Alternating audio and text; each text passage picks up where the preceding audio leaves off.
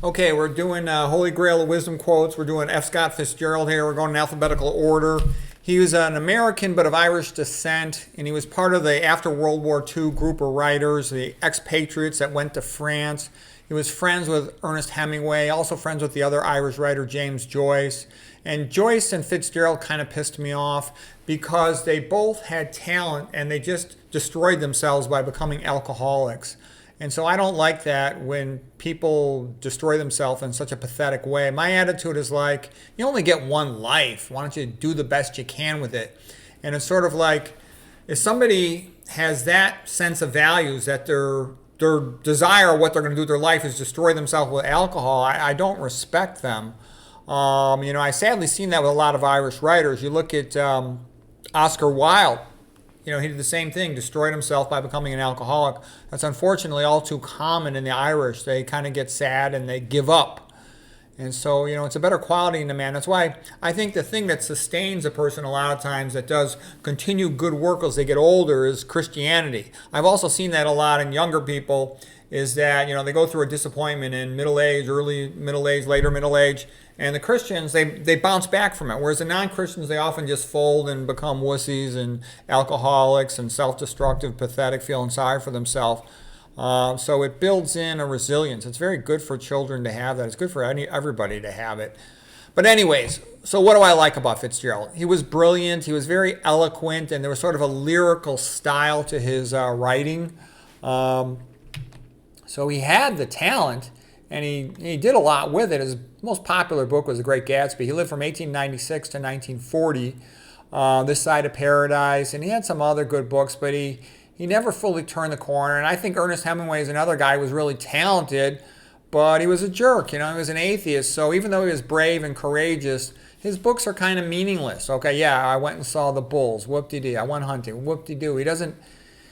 They don't give you that lasting sense of meaning like you get from a Christian writer like Brothers Karamazov, Dostoevsky, an intensely Christian writer, and his book carries a lot of emotional weight that stays with you the rest of your life. The difference between Alyosha, Dmitri, Ivan, and Smerdyakov. Okay, you never forget that once you've gone through it.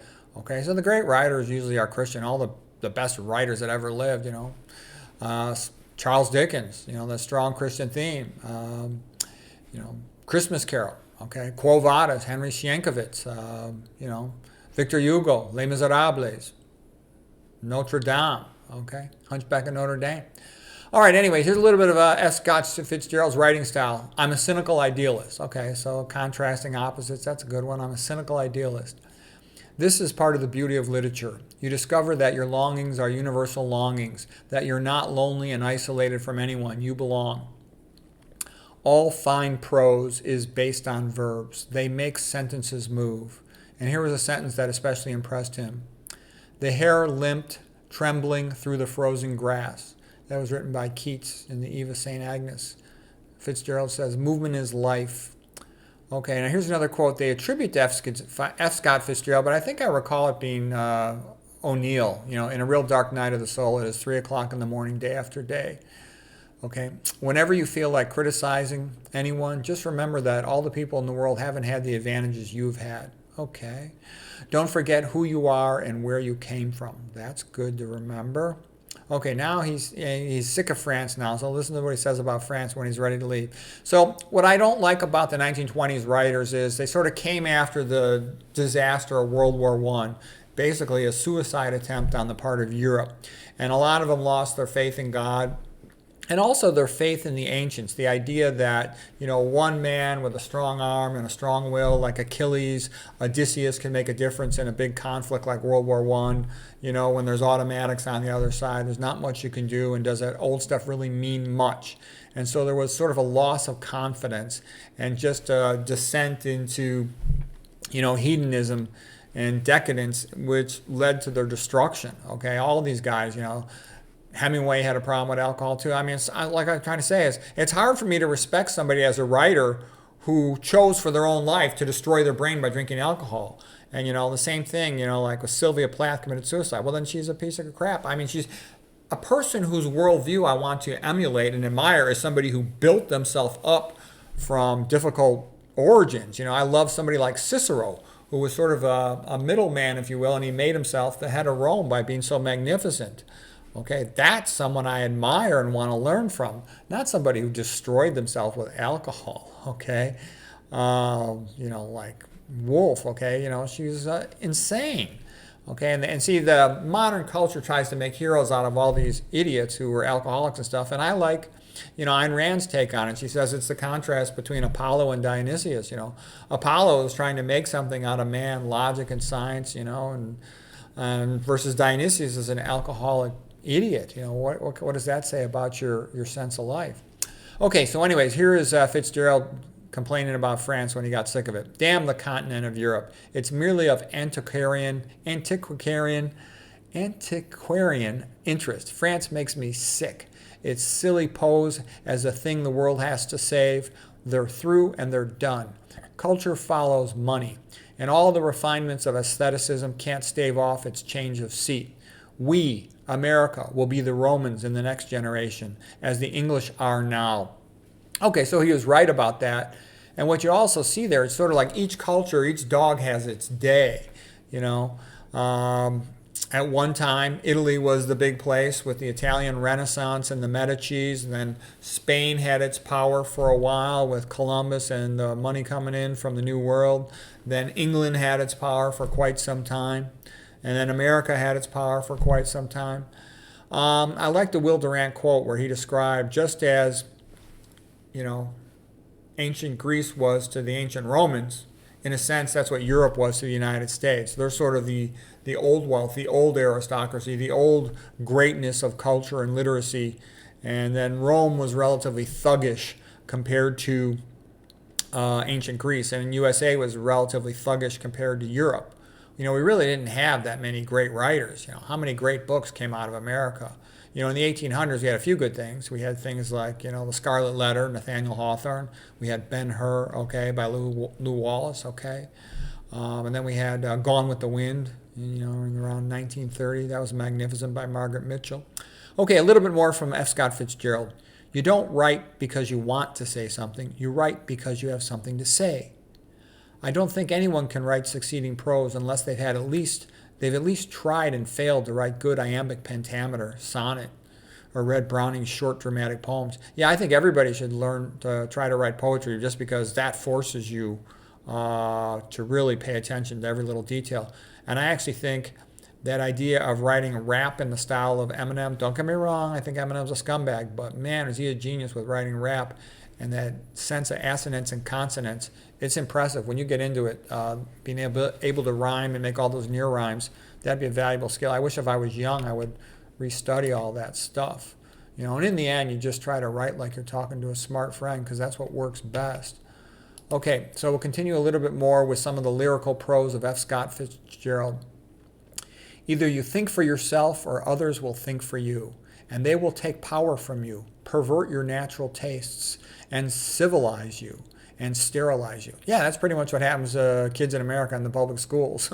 Their natural inclinations to love their parents, love their God, and respect masculinity, noble masculinity, and femininity gets distorted into all this modern BS that leads to their hedonistic self-destruction.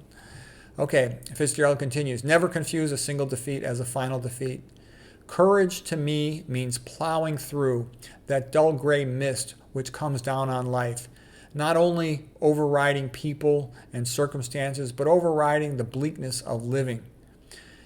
One has to have a sort of insistence on the value of life. My courage is faith in the eternal resilience of me, that joy will come back, and hope and spontaneity. And I'll feel it, and I feel that till it does, I got to keep my lips shut and my chin high and my eyes wide. So I like that idea of resilience, It kind of reminds me of the Albert Camus quote. But I like that idea that, in life, a lot of times you're screwed over, you're treated unfairly, there's nothing you can do about it except just keep working hard. And you might have to just keep working hard for 6 months, a year, 2 years, maybe 3 years. But if you keep in your mind's eye this vision of the future, something good, you'll have that energy to keep working and pushing and not give up and make something of yourself or your opportunity. Because a lot of people give up and just sort of hide in a comfortable mediocrity. But if you ever want to do something great and special, You have to keep pushing and pushing and believe in your sense of destiny that it's worth it. And I think it is worth it because the time's going to go by whether you work or don't work. So you might as well work on developing yourself and developing your dream because, like I said, the time's going to go by one way or the other. So you might as well push for what you really want and believe in. And there's always going to be people that put you down. So you have to believe in yourself. Okay, let's continue. He says, it is not enough to have the ability to be persistent. You must also have the ability to start over. Okay, that's a good one too. Yeah, I used to say too, like in medicine, it's good to have two really good skills. So if one of them gets knocked down, destroyed, taken away from you, you still got the other one. And that was kind of like myself. I was a surgeon, an imaging guided surgeon. And it's a long story. I'm not going to go into all the details, but a bunch of things were changing in the surgery world that made me realize I really probably should be getting out. And there were good things happening in the neuroradiology world, so I got into that. But neuroradiology, I sort of dominated it, and I needed something else to do. And then when I got fat, and then my parents were sick, and all of a sudden this magnificent stuff I'm reading in the nutrition and biochemistry and health literature, I'm like, oh my gosh, this is the place to be. But there's no money in it. But I was fascinated by it, even though there was no money in it for years. And I was constantly just all my free time reading about it because I knew it was magnificent. Even if there was no money in it, it was still worth going for, Anyways, let's see. What's next here with F. Scott Fitzgerald? The test of a first-rate intelligence is the ability to hold two opposed ideas in mind at the same time.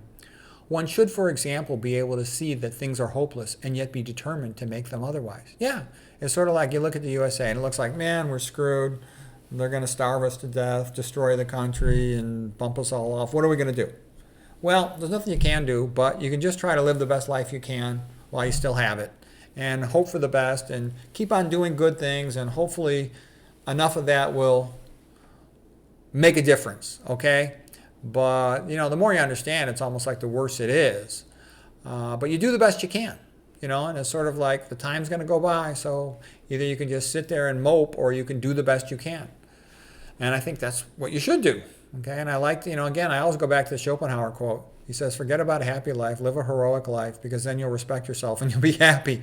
And there's really not much else you can do. You can't control circumstance. All you can do is control your efforts. And so try to make those good. Okay, let's see. F. Scott Fitzgerald continues. And he really has deep insight. And what I like about his prose, and why do I still like him? Why do I think he's still worth talking about is because he would he would be willing to listen to his own stream of consciousness and let the prose flow. And he would have a lot of appositions and little set-aside statements with hyphens. And that's excellent writing. He's basically thinking out loud, and that's how you would talk with a friend, and that's good prose. So here's an example of some of his sentences that are really good. He smiled understandingly, much more than understandingly. It was one of those rare smiles with a quality of eternal reassurance in it that you may come across 4 or 5 times in your life. It faced, or seemed to face, the whole eternal world for an instant, and then concentrated on you with an irresistible prejudice in your favor. It understood you just as far as you wanted to be understood, believed in you as you would like to believe in yourself, and it assured you that it had precisely the impression of you that at your best you hoped to convey. Okay, F. Scott Fitzgerald. Okay, from the lost generation, like Gertrude Stein said, this generation is lost. They many of them were atheists and didn't know where to set their bearings culturally. But that last line there about somebody having confidence in you, and that helps you in yourself. My mother had that effect on me. She really helped me bounce out of difficult times. And also my coach, Mark Schultz. My second year of college, I was injured repeatedly, and I was, as a varsity starter with a winning record, but I was nowhere near my talent, potential, ability. I thought of quitting the team. The coach didn't like me because I was a Midwestern guy. He only liked California guys for the most part. And he tried to make me tell the team I was going to quit and give up my scholarship. And Mark Schultz says to me, Rogers, don't quit. There's nothing wrong with you. You hang around with me. You're going to be fine. So I just hung around with Mark Schultz. All I did was follow him around for a couple of months for that whole off season. Just did everything he said. Everything he said, I just accepted. I didn't question it. And I got way better. I came back. I had a great year. Set the school record, most wins in a season of all time over there. And student athlete of the year. And I just tell you that because you sometimes need that. And what I would actually say is, how does that help you? When you find yourself trying to achieve something, find somebody who's good at it. Just hang around them. Just ask permission to hang around them and just be around them. See how they think. See how they solved all these problems that you're going to have to solve. Because that's when I've had the fastest improvement in my life. Finding people who are really good and just hanging around them. Even just shutting up and listening to them. Anyways, I hope that was helpful. That was F. Scott Fitzgerald.